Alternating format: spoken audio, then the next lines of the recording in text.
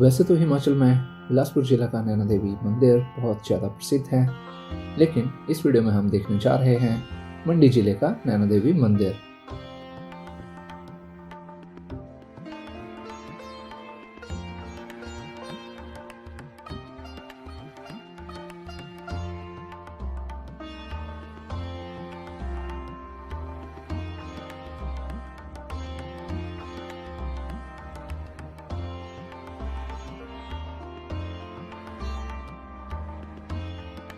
अपने सफर की शुरुआत हमने की अपने गांव तालाब से।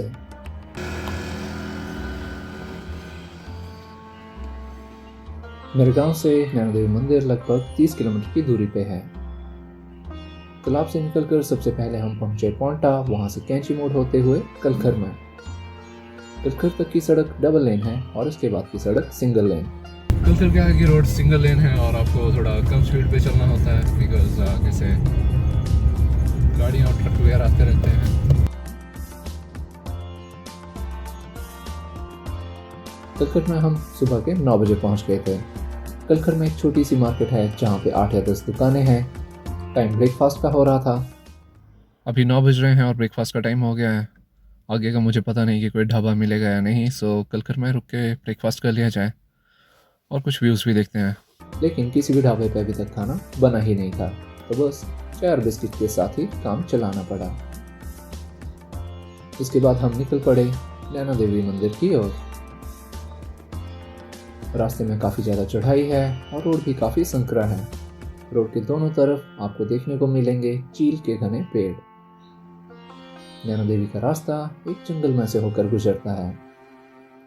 नैना देवी टेम्पल के रास्ते में ही आप देख सकते हैं कुंती माता का मंदिर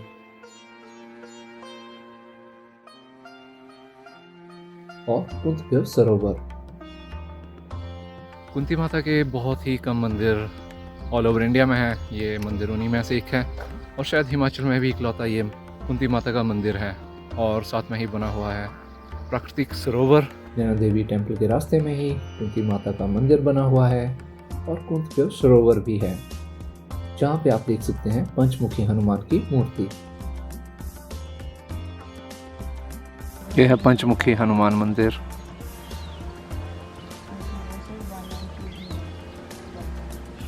ये मैं अभी हूँ यहाँ के दूसरे कोने पे जहाँ से मैं वीडियो शूट कर रहा हूँ।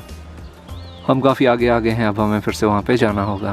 कुंतदेव सरोवर से नैना देवी मंदिर की दूरी लगभग 3 किलोमीटर है।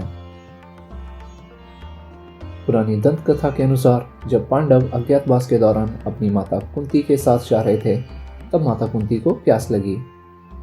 तब उनके बेटे अर्जुन ने जमीन पर तीर चलाया और उससे जमीन में से एक पानी की धार बहने लगी और समय के साथ साथ जो पानी इकट्ठा होता गया उससे यहाँ पर सरोवर बन गया है।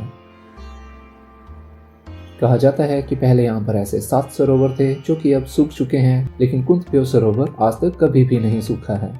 इस सरोवर में मछलियां भी पाई जाती हैं जिनको खाना खिलाना मना है।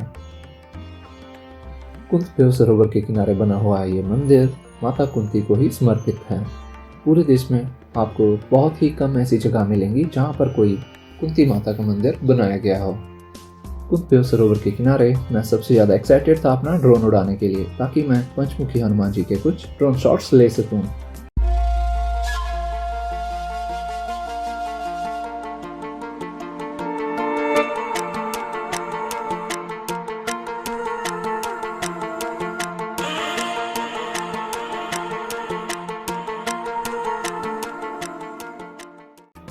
कुंतदेव सरोवर के आगे हम पहुंचे उस जगह पे जहां अगर आप चाहें तो अपनी गाड़ी पार्क करके आगे का सफर पैदल ही तय कर सकते हैं। इस गेट से नैना माता के मंदिर की दूरी है लगभग 1.5 किलोमीटर। साथ ही साथ आप पैदल चलते हुए यहाँ के नज़ारे भी देख सकते हैं।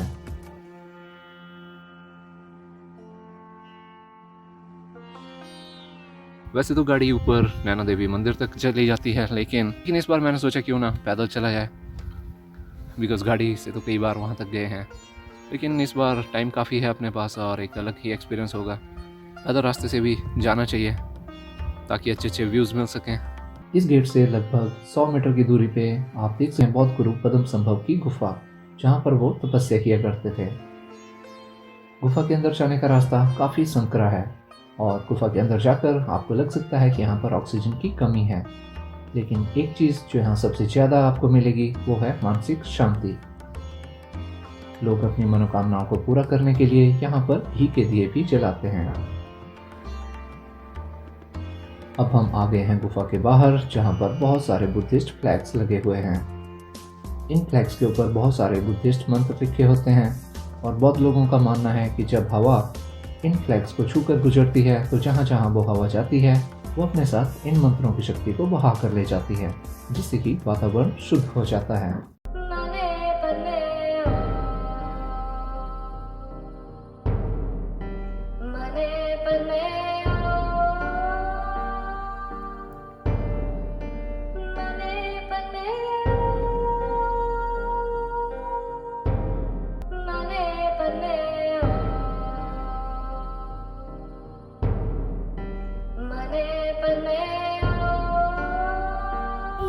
यहाँ चिलो यहाँ पे पेड़ है और ठंडी हवा चल रही है। आपको कैसा लग रहा है यहाँ आके? अच्छा लग रहा है।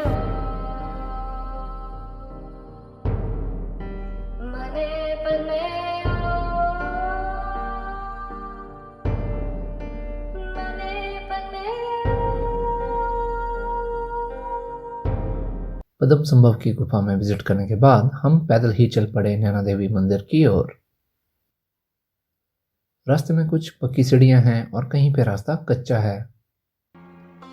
ये रास्ता जंगल से होकर गुजरता है, जहाँ पे चील के काफ़ी सारे पेड़ हैं और ठंडी ठंडी हवा चल रही है। साथ में लगे हुए हैं लामाओं के फ्लैग्स, जिन पे कि मंत्र लिखे होते हैं। कहा जाता है कि ये हवा जो इन मंत्रों से होकर गुजरती है, जहाँ जहाँ तक जाती है वो वातावरण को शुद्ध करती है या वातावरण में पवित्रता घोल देती है।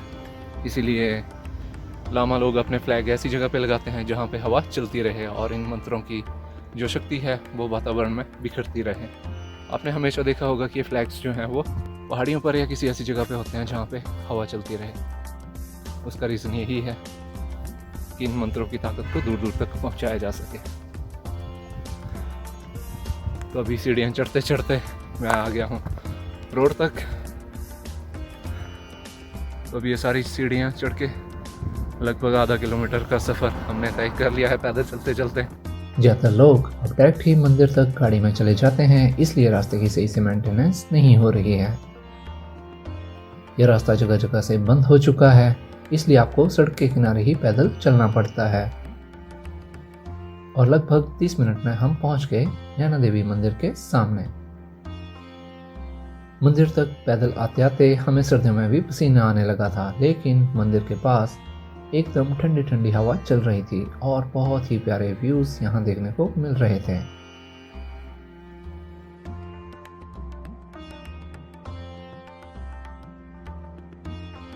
अब बारी है जूते उतारने की, प्रसाद लेने की और करते हैं अब हम नैना देवी माता के दर्शन। कहा जाता है पहले माता नैना देवी को तारा माता के नाम से जाना जाता था, लेकिन सन 1894 में जब मंडी के राजा विजय सेन की आंखों की रोशनी जाने लगी और बहुत इलाज करवाने के बाद भी उनकी आंखें ठीक नहीं हो रही थी, तब नैना देवी माता ने रात को उनके सपने में आकर दर्शन दिए और उन्हें अपने स्थान पर चांदी की आंखें भेंट करने को कहा। जब राजा विजय सेन ने मंदिर में आकर चांदी की आंखें माता को भेंट की तो उनकी आंखों की रोशनी पूरी तरह से ठीक हो गई। तब राजा ने राज आज्ञा से तारा देवी माता का नाम बदलकर नैना देवी माता रख दिया और आज तक सभी इस मंदिर को नैना देवी माता के मंदिर के नाम से ही जानते हैं। नैना देवी मंदिर के साथ में ही यहाँ पर हनुमान जी और शिव जी का भी मंदिर बनाया गया है। साथ में ही यहाँ पर अन्य देवी देवताओं की मूर्तियां भी स्थापित की गई हैं। मंदिर के पास से जो व्यू दिखाई देते हैं, लोग अक्सर उन्हें अपने कैमरे में कैद करना नहीं भूलते। माता के दर्शनों के बाद हम भी यहाँ के व्यूज एंजॉय करने के लिए चल पड़े। तो आइए देखते हैं यहाँ के आसपास के कुछ व्यूज।